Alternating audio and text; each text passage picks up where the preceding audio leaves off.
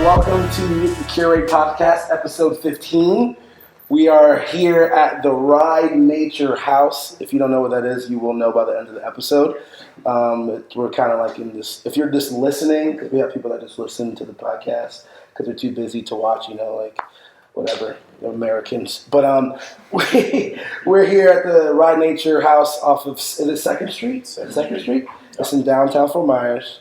And we're going to have a little fun here. This is episode 15. This is the last episode before the final episode, which is going to be a live podcast on May 31st. It's going to be at Big Blue.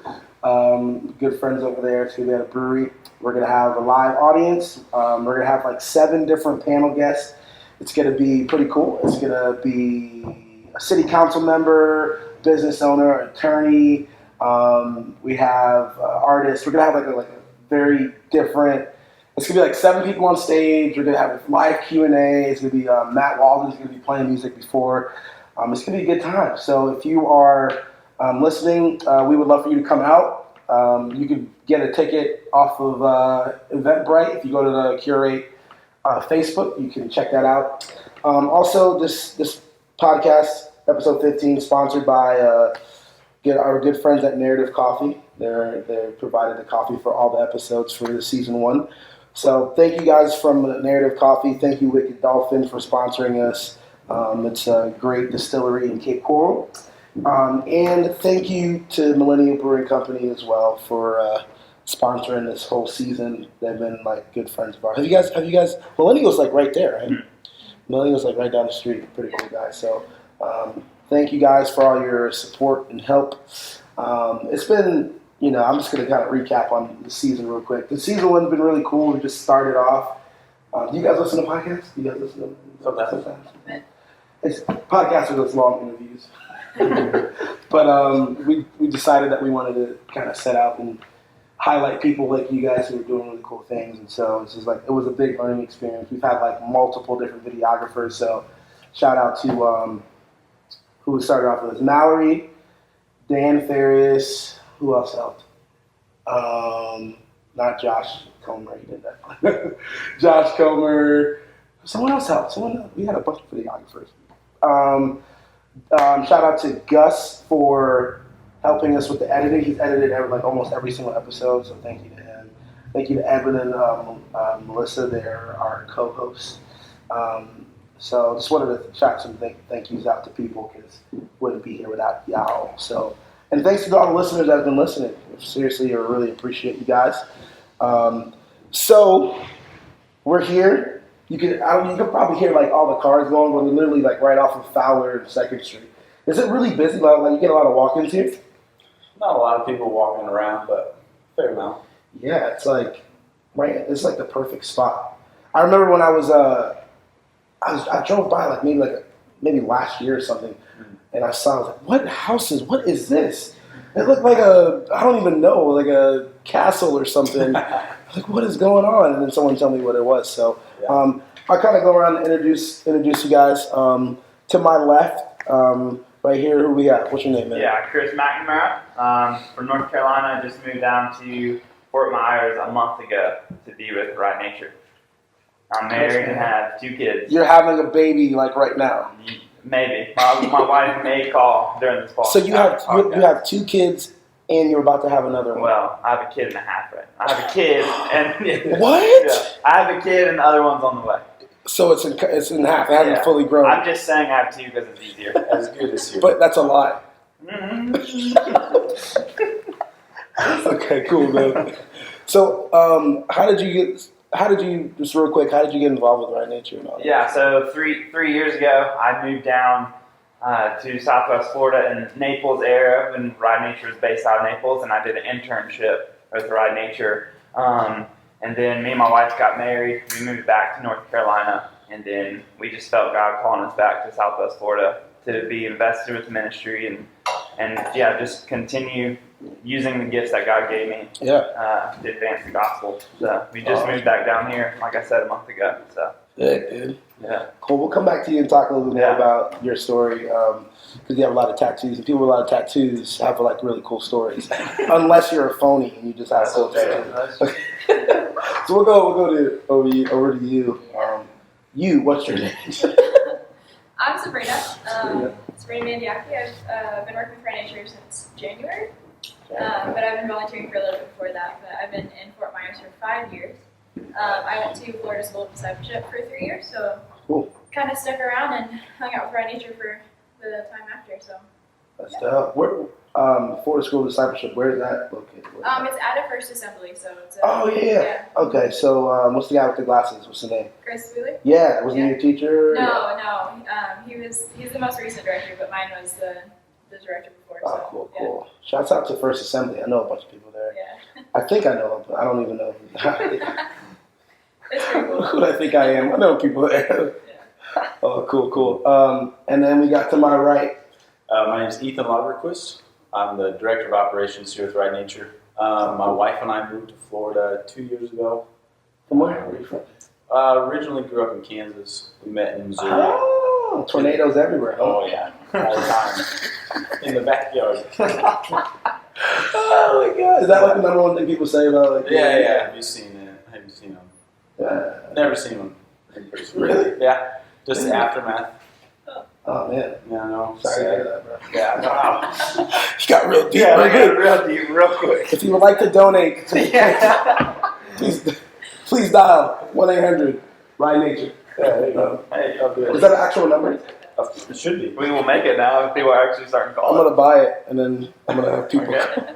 Damn. Like, So actually, we'll start as far as like what Right Nature is, and then you can tell us how you got involved with it. But like, what is people are listening to like, what is Right Nature? What is that? yeah, Right Nature is a Christian nonprofit. We use action sports just as a tool to reach out to people to share the gospel. So it's just like with anything that you're passionate about, you're going to be talking about it. You're going to be involved in that community. So a lot of us skate or surf or wakeboard. So we just use those passions of ours to reach out to people. And where are you reaching out to people? Like, where just like in Fort Myers? Like, how far do you guys go? As far Sure. Yeah. Locally, we go to 4 different parks, skate parks here in Naples, Immokalee, and Where Lehigh. is skate? I know there's a Naples skate park. Yeah, there's 2 down in Naples. Okay, Wheels, which is in Golden Gate City, cool. and then the Edge, which is near the mall. The mall. Yeah. Okay, I think that's the one I've seen. Yeah, it's real big. Yeah, real nice. That's really cool. And then you guys do like a lot of international stuff, right? Yeah, we do. Because if you're, I don't know if you can see now. There's a video there, but like you guys do a lot of international. What does that look like for you guys? What is your guys' Yeah. involvement in that? We partner with other ministries around the world who are using similar ways of reaching out. So surfers, skaters, whatever, if they're in their community, being involved in like reaching out for the gospel, Mm-hmm. we partner with them, do short-term mission trips, and then keep in contact with them throughout the year, just encouraging them and Yeah. help them out however they might need. So you guys will go. So what is it like? You guys will go to name the place you guys have been. Haiti, Haiti. Okay. Costa Rica. So wait, people are skating in Haiti? Oh yeah, Just like yeah. skating. People skate everywhere. India, Morocco. Wait, there's skate parks in Haiti. Yeah. It might be.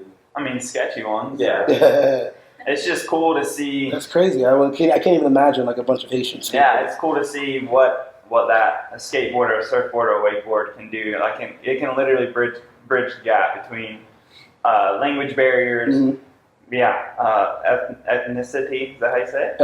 Right. Ethnicity. Okay. Okay, sure. Like that. It's just cool, man. You Straight it know, up. just to see Yeah. how we can use that to reach people on a personal level, then reach them on a spiritual level, and say there's way more to life than this. You know. Right. So- Right. So you guys go to a Haiti, and you like just start like rocket power like down the street. Sometimes, yeah. Depends on where we are, who's down there, who Yeah. we're working with. Yeah. Every trip looks different, you know. Every trip. Okay. So you guys will just hang out and just like build relationships with people type thing. Yeah. Man, that's crazy. Yeah, our goal is to empower the people who are there, so we come encourage them and maybe have an event that would bring a lot of people Yeah. to them or to that church. so then they can start building relationships. Because obviously, when we leave, like we're pretty much done. You know, like Right. there's not a whole lot that we can do from here, other than stay connected with that ministry that we're part of. Right. Yeah, that's crazy. So my question for you guys is, have you guys been to other countries with Rye Nature too? Yeah. Where have you been? So I've been in Nicaragua twice, and then Puerto Rico. So not too far, but far enough. What is some of the things that you've really learned from going and being with Rye Nature and seeing somewhere like a Nicaragua? Like what are some of the biggest things you learned from that? Man, just to see how, I guess, vulnerable and willing they are to listen and like to really, they just want something better in life. But even though they have so little, they're so grateful. Yeah. And so it's just cool. Like I mean, we're looking at now, like literally everyone driving down the road has a car, or they've eaten today or whatever. But when we go over, like for me, Nicaragua is super poor, and just seeing how like those kids just instantly just wanted to have a relationship with us, because one, we were new, but two, like we were loving them as they were, which Right. even people in the country don't even do that, Right. And then it's just, I think the one thing I take away from it all the time is just how vulnerable they are to like just to life, really, Yeah. Because you would think in a poor country that people wouldn't be doing these action sports, right? Right. You just think they'd just be moping around and like, oh well. But what do you think? Do you think that the skating and surfing and all that stuff, do you think that helps them cope and deal with those things, or? Yeah, I do. I think so, for sure. And even sometimes that I've been in Nicaragua, seeing kids surfing on like literally a piece of wood, and it's like Really? they're just stoked on You life. can do that? You can surf on a piece of wood? Yeah, piece of styrofoam. Yeah, I've whatever. heard of people surfing Stand up on it? Oh yeah, for sure. But these kids are just so hyped on it, man. Man, throw these away, man. Right, I know. What are we doing? Wasting money. Yeah. Take the planks off of the coffee Yeah. bar. Let's No go. doubt. So it's just cool, man, That's crazy, to man. see how excited they are for so little. And I think that's what I take away from it. It's like, it's just the American dream to have everything, right? To have more money, more things, and these kids are stoked on a piece of wood that they're floating on in water, So it's crazy. it's like, it's heart-wrenching when you're there, but when you leave, you're like, man, we are so blessed here. Right. And like have so much, So you guys are a Christian-based organization, correct? yeah. And so I know I've been to the Dominican Republic once for a missions trip, and one of the hardest things was communicating a message across cultures. Yeah. And because a lot of the context and meaning that you live in, they don't take the same way. Yeah. So how do you guys go to another country that speaks different language, has different values, and then communicate a message? Is that hard? Yeah, it's definitely hard because most of us, we only speak English, and we go to a lot of countries that their main language is not English, So we're depending on the missionaries who are already there to be our translators. So we might share a message, they would translate it, and if they have to tweak something in the message so that the people we're speaking to kind of understand it better, they'll do that. Yeah, because it's even hard to go, cross culturally in America. It's just we have different. Obviously America has some divisions racially, and so it's hard to even communicate across where we're at. But I can imagine just to be like, hey, Jesus loves you, and for us it's like we can take different meanings and go and communicate very easily. But I can imagine it can be very hard to do to another culture. So like, what do you feel like has been the hardest? And even if you have an example, what's been the hardest situation you've had to be in to sort of translate the gospel to them? If you can remember any stories or anything like that. So for me, it was when I was in Nicaragua, and we did a skate contest. Literally no kids spoke English. They just looked at us like we were dumbfounded when we were trying to talk to them. But like I said, they were still super excited because we were giving away free boards and You're giving away free, just hanging out with them too. They're super cool. But then afterwards, I preached to all these kids. There's probably 100 100 kids out there and adults and people in this little village in Nicaragua. And so obviously I'm not fluent in Spanish. Like I know enough to probably get myself shot is what I say. Hola, ¿cómo estás? Yeah. So, Gracias. But this is where connecting with people that are already there comes in handy. Yeah. When we go, so luckily we had a guy that we were doing mission with there, and so like I had to speak really slow so he could understand what I was saying, and then he translated it to the kids. But that made it tough for me because it's like it's just when I get going on something like I want to speak real fast. You want to go fast, yeah. But so it was good. It was definitely hard. I've had to preach messages with a translator, and it's one of the hardest things. Yeah, you're like, and God told you, and then you have to stop. You're You're like hurry up, and then you're like, oh wait, what's my point? Yeah, exactly. So that for me, that's that's an example that I've actually had to do, and I mean that's on a broader scale. Right. And it was easier because I had someone to translate. But if you're in a little village, and it's like, then you just you're hoping that they can see it in you that like you're trying, like something. Can they catch the passion and the message Exactly. at the same time? Yeah, that's really cool. That's really cool. So, because I think one of the hardest things about missions, and I feel like I've heard this multiple times, is that people go in, you take a group of kids, they do their thing, they feed them, they build something, and then they dip out. Mm-hmm. And do you guys agree with that model? Like, what is your guys' model or vision with the, sort of like the overseas stuff? Like, do you guys stay there? Do you guys lead people there? Do you guys build relationships with the people? How does that work for you guys? Yeah, we're always hoping that our impact is long lasting. But like you said, you bring in a small group, they're in and out. Right. If you bring in a youth group, really, they're going to be changed. The kids that are going are going to be like, oh my God, my life has changed. Yeah, they get a more of a world perspective on things rather than just being here in this little bubble, this community that they're living in here in America.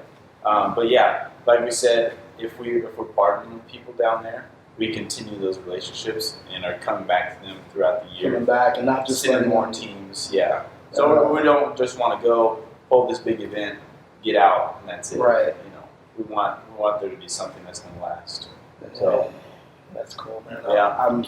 Obviously the international stuff is very romantic in the sense of people go in. Yeah. But you guys, we're in the Ride Nature House right now in Fort Myers, Florida, and what's the vision for the Ride Nature House? Like, what is this place? First off. I think all of our hearts is just for a place for the community to come and just to hang out, because there's so many negative things going on nowadays that it's a lot harder to almost put like a positive voice in there because there's so many negative ones. So I think whenever a kid walks through the doors and heads back to the mini ramp or something like that, so you guys have a full blown half pipe or a quarter pipe. What is that? It's a mini ramp. It's a okay, mini ramp. Yeah. It looks like the thing in the X Games where Tony Hawk is doing a half stuff. pipe, but an eighth of the size. Okay. Yeah.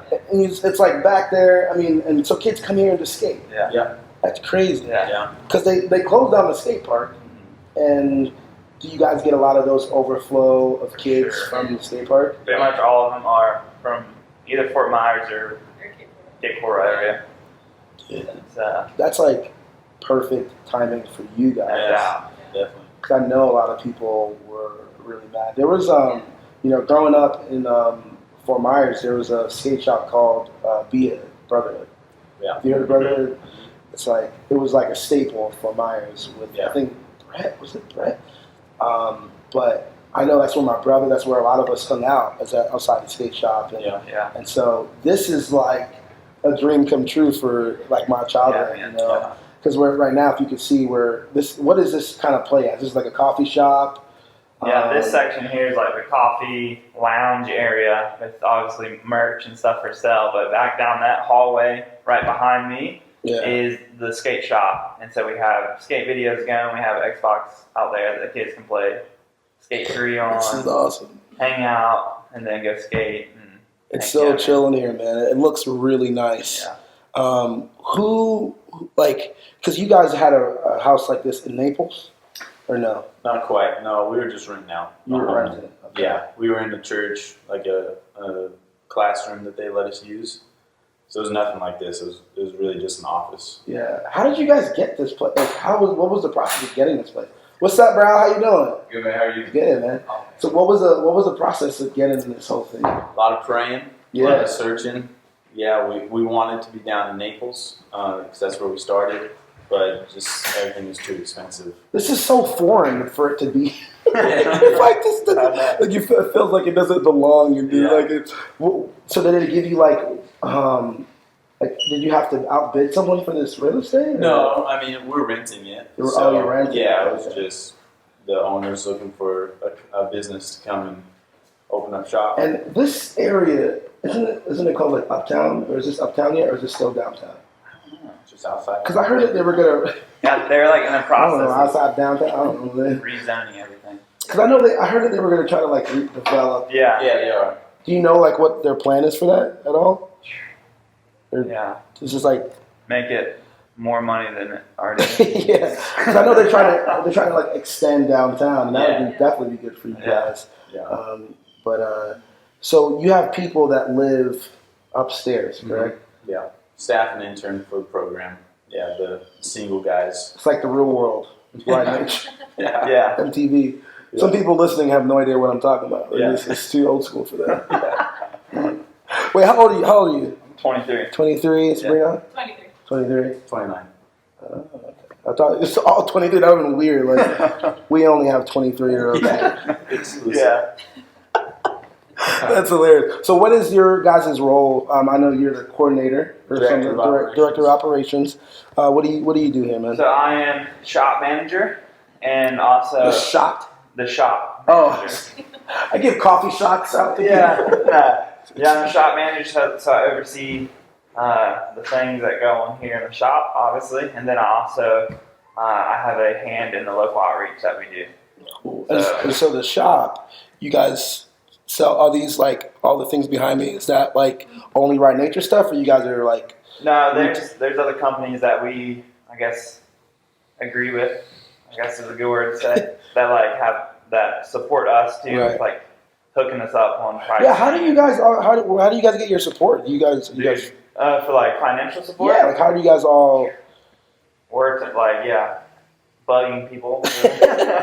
So, AKA fundraising. Yeah, fundraising. And, Dude, that's hard. Man. Individually, we all raise our support, and then through the ministry, we reach out to companies or churches or friends, family who want us to support the ministry.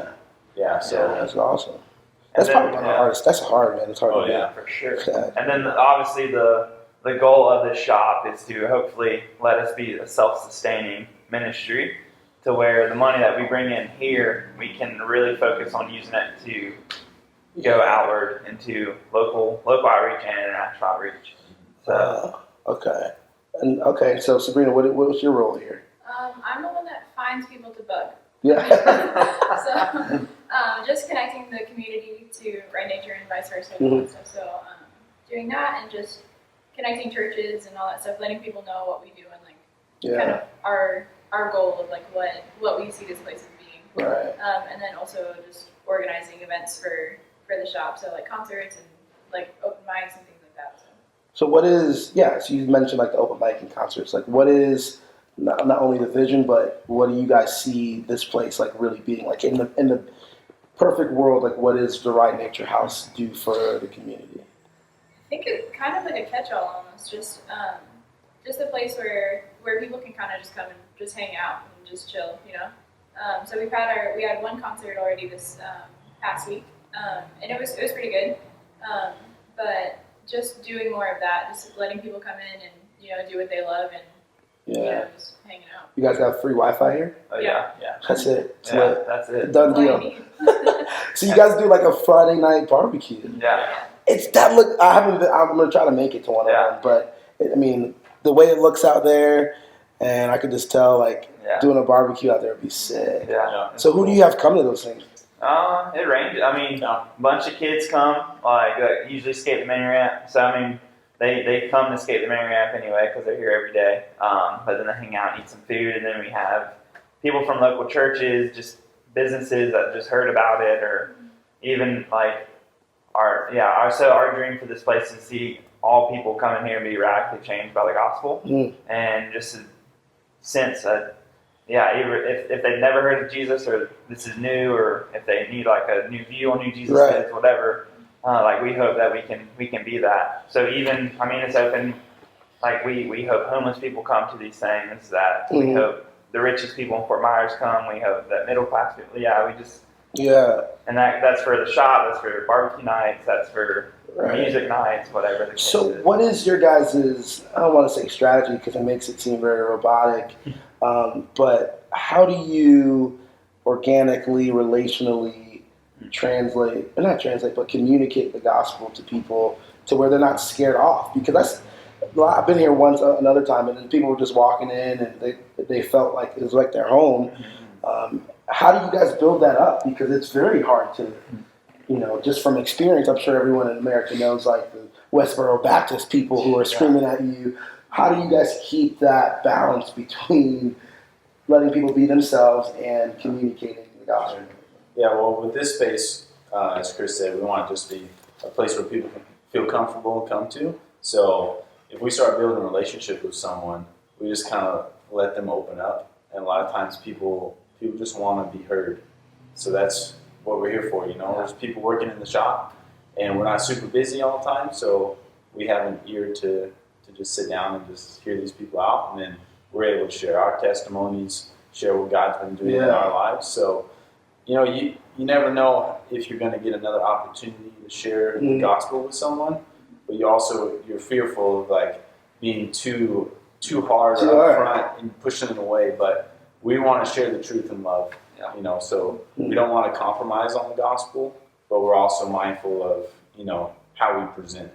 So it's like, I think that's beautiful what you said about the truth and love, because it seems like those in today's culture, those two don't exist, right? Like if I tell you the truth, I'm saying it in a very hateful, judgmental way. Yeah, sure. Or if I take the truth away and I'm just like loving you, right? Then it's like you're missing a whole part of this whole other thing. Yeah. So it seems like everyone, I know I do. I struggle with, telling someone my belief, but at the same time loving them and saying it in a loving way. Yeah. It's like a very hard balance to make. Oh, yeah. But it seems like you guys have done it well. And I love one of the beautiful things you just said about you're not too busy. Yeah. Because a lot of churches are like overly programmed. So Monday, Tuesday, Wednesday, Friday, you're just moving. On a Sunday morning, you got to go from worship, tired, boom, and there's no room for slowing down. And it seems like people walk in here and they're just like, cool. That's true. Yeah, for sure. So you guys want people to come and just hang. Yeah, for sure. Yeah. One of something that we believe is that you should be on mission like every day of your life. So whether you're working at a corporate job or you've got a landscaping job that you do, no matter where you are, if you're at the grocery store, what you're doing, you should always be intentionally sharing like the truth of Christ, to people. So that's like what it is here. It's not like super structured or anything. We're just here doing life. We're working, but we're also sharing Christ with people. What's just get a little more personal, what's your experience with God? Like, how did you come into this whole thing? Even this past Right Nature. Sure. But what's your journey through like spiritually? I grew up in a Christian home, not a perfect home, but we attended church, and I was taught to read the Bible and pursue Christ. But once I got out of my house, I was able to really grow and learn about Christ on a personal level, and not just like a checklist of, okay, you read the Bible today, you prayed, you went to church on Sunday and Wednesday, whatever it is. It's just like, for me, it was just to grow personally, to know that Jesus is my Savior, and I need to pursue a relationship with God rather than just like sitting in the pew quiet. At some point, it became your own. Yeah. For sure. Isn't that funny? It seems like that's what happens to all of us, whether it's early, whether it's later. we have this like existential struggle with do I believe this because I believe it, or do I believe it because my parents? Because it's like your parents did a good job by making you go to church. Like they did, they believed something, they knew was good for you, and they made you know no, you're gonna go to church. Were you guys like forced to go to church at all? Or? Yeah, I was a preacher's kid, so. So you were there. Mandatory. So how was that for you? How did you transition over to that? Yeah, man. So kind of similar thing with Ethan. I mean, I grew up going to church. Obviously, my dad was a pastor. So I thought that going to church, just checking off the boxes of Sunday night, Wednesday night, fellowship Sunday, like checking off all these things was gonna save me, right? Ended up, my dad had multiple affairs with my mom within the church, wrecked my whole view on the church, on God. So I just really went down a really dark road with drugs, alcohol, and just fulfilling like the void with the worldly things, you know. And then just ended up just God wrecking me through all that. Just because even when I was doing it, I was like, man, I know I'm not supposed to be doing this, but I don't care. Yeah. You know? But then I found like a real solid church back at home in North Carolina. And they truly showed me who Jesus was, what the gospel is, what he did for me, and just like the sense of community and love and truth that they gave me, you know, just really just opened up my eyes and made me see that like I was pursuing all the wrong things to feel this like pain in my heart when Jesus is really the only, like I was using what man, like what my dad did to like really, that was like my view on who God was at that point, you know. And it's funny how our fathers have this big effect on how we view for sure the creator of the world. Yeah. You know, it's like, or even just our parents in general, like it dictates how we connect to a higher power, to God. It's like, you know, I had my own struggles with my dad and with authority. And so even now in my life as a 26-year-old, I'm, you know, struggling with taking what God says and like, you know, like, no, I don't want, you know, like this rebellion that I felt with my dad, you know. And so when I go to like therapy and stuff, it's like seeing, you know, the connection between the two. But for sure. It's beautiful when you can separate the two. Yeah. But it's also beautiful when I have friends that they've connected it because their dads have done such a good job. For sure. You know, and it's like I get so you know, envious of that in a way. But I think that's a beautiful thing. As a father, you get to create, whether you like it or not. You're creating that. You're doing it, so don't screw it up. Man.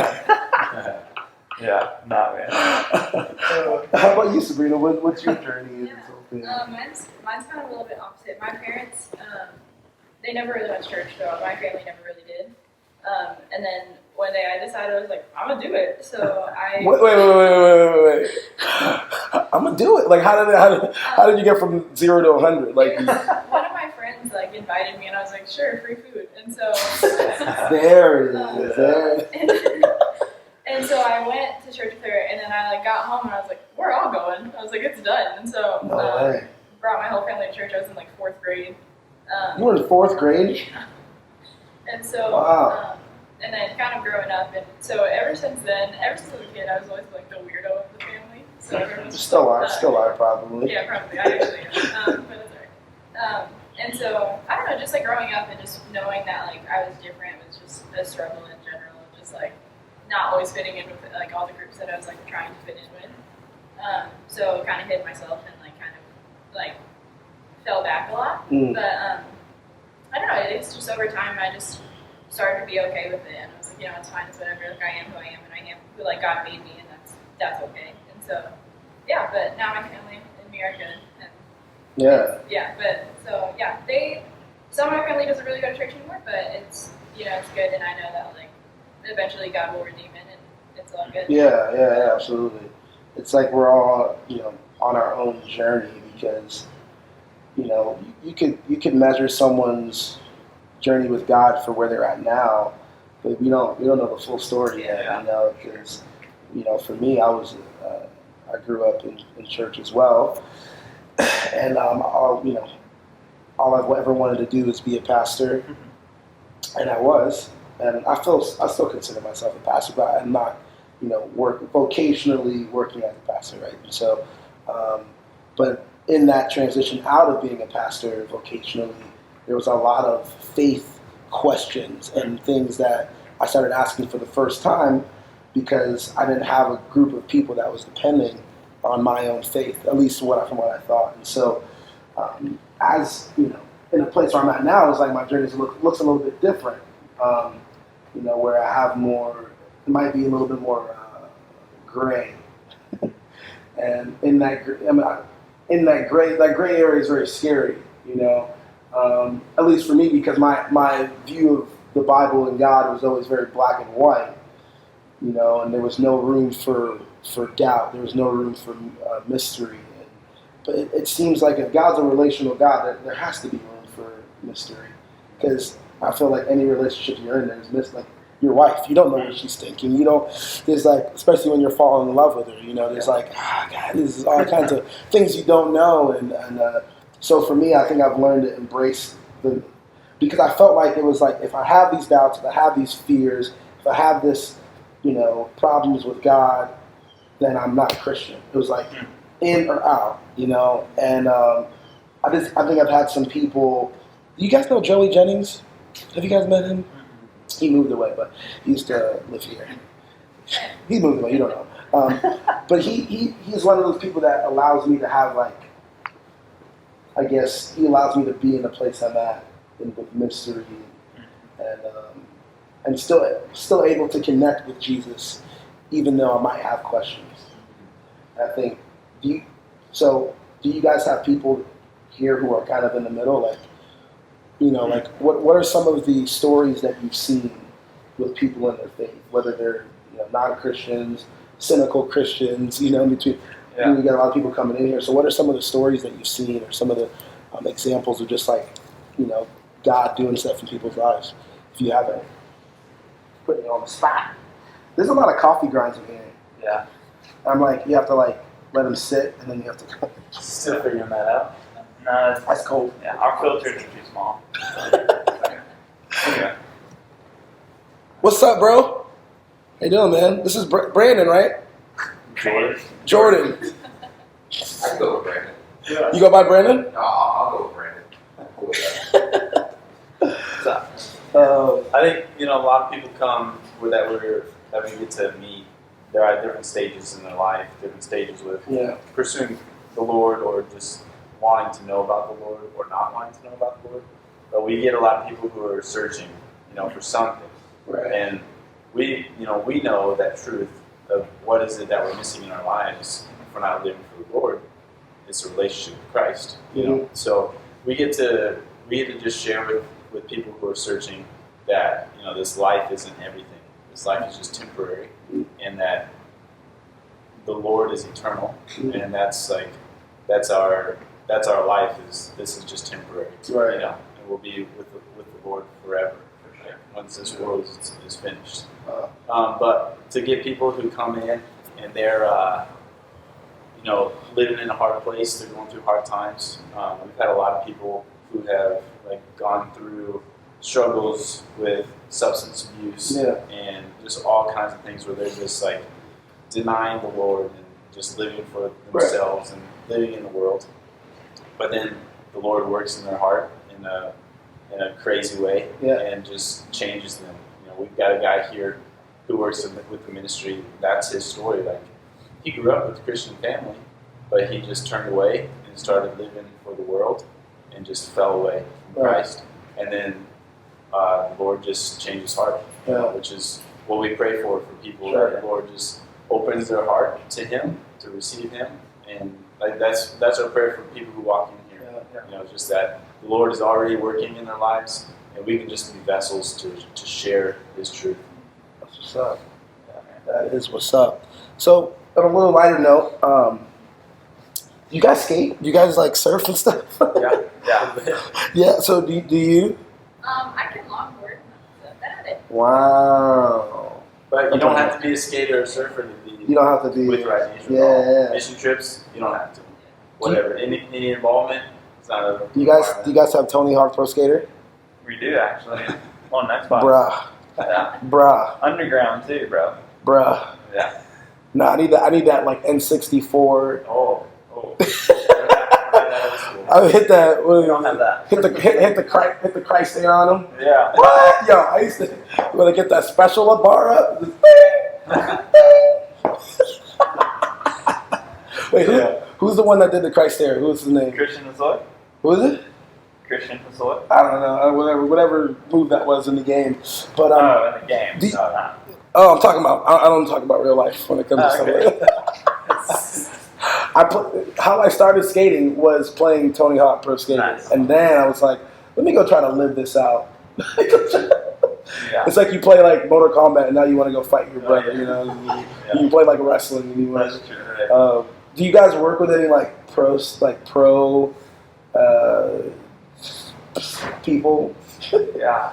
So actually, we did the Purpose film is a film that Ride Nature filmed and produced, and it has 33 professional athletes that are Christians, and so we actually use that a lot for our outreach that we do internationally because we got it translated into how many different languages? Three languages. And so it's online. It's free online. Oh, nice. It's called the Purpose Film, and Purpose so Film. we've 33 professional athletes that we partnered with in that film, and Nice. yeah, it's cool, man. See anyone I would know? Bethany Hamilton. Who? Bethany Hamilton. Surfer. Oh yeah. That's She lost her arm. Yeah, Oh Shark yeah, she's on there. She's on there. That's crazy. What about who's there? Who's the guy with no legs? Didn't he do the same thing? No, it was different. It was probably something different. But he skates and stuff. I don't know. That girl's story is crazy. Yeah. She's still that's I would be done. I'd be done. I'd hang up. Yeah. And so you guys surf too? Yeah. He's more of the surfer. You're a surfer. Have you ever like ran into like a shark? Oh yeah, all the time. What? Yeah, dude, they're in the water all the No time. big deal. Well, a little bit. Just punch him and keep going. Yeah, right. I mean, I had none. Like, I haven't had any scary incidents with them, but I've had them like swim around me before. And, You just keep going back. yeah, dude, just chill and keep Don't on think about going. Yeah. Yeah, dude. That's how Sharknado starts, man. Yeah. That's crazy, man. I couldn't. I've surfed once in like West Palm Beach, and it was very, very frustrating for me. Yeah. I'd get all the way up, get hit with salt Yeah. water. Yeah, man. So tiring. Yeah. There's not too much surf here on the west No. coast of Florida. So there is a little bit? There is surf sometimes, but it has to be super windy or like a hurricane or. Are you guys like the people that go out during hurricanes? Yeah. She's like before. Before it hits. and right after. Yeah. So, There's like an episode of Rocket Power where the guy goes out. Rocket Power, Rocket Power. Keep going, Rocket Power. This is Rocket Power. Yeah. This makes me feel like I'm in. That's crazy, man. Yeah. So as far as what you want, I know that you guys want. I know for me, I live downtown. I know people that don't know about this place. So if the people are watching, like, how can they get involved with Ride Nature? How can they be a part of what you guys are doing? Whether it's helping, whether it's coming in, how would you say? How would you invite the people listening into what you guys are doing? Or just come and see what they could help with. Like, there's tons of things they do, but it depends on what your passion is. So they just come in, they come by. When are you guys open? 7. 7 a.m. Yep, 7 a.m. Close at 7 p.m. 7 to 7. 7 to 7. And then on Fridays? Fridays and Saturdays. Fridays and 9. Saturdays are open until 9. Yeah. And 9. Thanks, Jordy. Brandon. Now you're messing with me, bro. Yeah, now Hey, you're I can't do this. Oh my gosh. And you guys have this really cool espresso machine. Is it up and running yet? It is in the process. We're trying to get our permits and all that approved and all the legal stuff. People will be able to come in the morning, grab some espresso, chill out. This is a nice. I might have to come and do some work here. Yeah. Nice So work. the timeline on being a full operating coffee bar is we gave up telling people the timeline because it's tough relying on the city and all that other stuff. So if people want to come in and still buy coffee, we're more than happy to do like really good pour overs or French press for now. Yeah, I had a pour over. You gave me a good pour over, man. That's good. And can people come and skate whenever they want? Yeah, they just have to sign a waiver. Okay. And then it's free to go back there. Nice. Go hurt themselves. I might have to go try it out. Yeah. No, I'm not ready to die yet. Channel that rock or something. Yeah. Bro, I'm not gonna get into it. And you guys do the Friday barbecues. People can come in. Anyone's invited. Yeah. Cool. When you guys have food. And, burgers, hot dogs, chips, drink, and then we do. So that's usually from about 6 to 7. And it's usually the timeline on that. But at 7 o'clock or close to 7, we do a little Bible study. Cool. And people are free to hang out as long as the shop's open on Friday nights. And then, awesome. Yeah, man. So. And then you guys, I remember I was at the park. I was like on Tuesday or something, and I saw a group of people. They came under the pavilion and they started moving all. There was like this music, and they started moving all the tables. Yeah. And I'm like, oh, it's about to be a dance battle up here. Like, I thought it was like started popping and stuff, but it was a workout group. What do you guys have going on with that? So that's with the guy upstairs. His name is Mikey. And he is kind of acquainted with the ministry right now. But he has a thing on what nights is it? Mondays, Wednesdays, and Fridays. It's called Kingdom Body Fitness. Cool. But they just go out and they meet here at I think 7:30. Yeah. And then they do a quick little run over to around Centennial and then work out for about 30 minutes or so. Yeah. That's I'm gonna have to jump in on one of those. Yeah. It's no pretty good. no burpees though. I don't like burpees, man. Yeah. Not cool, man. Not cool. I just finally started getting back into working out. Yeah. I took a 3-month hiatus and I ate a lot. So. Well, cool. Anything else that you want to tell the people before we head out of here and end this thing? Any plugs? You got Friday nights. You got the workout stuff. Just come by and stop by. Just come hang out, man. Paddleboard. Tours, rentals. Yeah. So paddleboard. Yeah. So Oh yeah. the 2 that are out front, the display. Yeah, we do paddleboard stuff here, so. Yeah. And then even we just encourage people, 1, to come hang out, get to know us, and then 2, like to be involved with the ministry anyway. Whether that's helping out on Friday night barbecues, volunteering to help with the shop, getting involved with like our local outreach we do at the skate parks, and even on Thursday nights we do Wake Church at Revolution Cable Park. Oh, nice. So we do a little wakeboard and then devotion, and so we just think all of us want to urge people just to get involved, locally and internationally. So, jump on a trip. Yeah, trips are open to anyone. Yeah, that'd be really cool, man. So, I think it's important, that people know you guys are here. This is this is like a great place, man. First time I walked in here, I screamed pretty loud. It's like, oh, this is amazing, but like, no, seriously, man, this is great. Yeah. You guys are amazing, welcoming people. Other than Jordan, I don't really like him, but it's whatever, man. I'm sure you figure it out. No, I really, I'm honored to be in here, and I think if you guys are listening and watching, and you guys want to come check it out, it's right off of 2nd Street, almost till pretty much Fowler, right? Yeah, basically. It's the big gray or matte gray, I don't know. Gray and black building. Paddleboards up front. Nice come by, grab some coffee, skate, whatever. Do an ollie or something, or a kickflip. I probably still got a good kickflip in me. Right. That's it. I don't have the right shoes. There it is. No, after we're done recording, I'm gonna really get it going.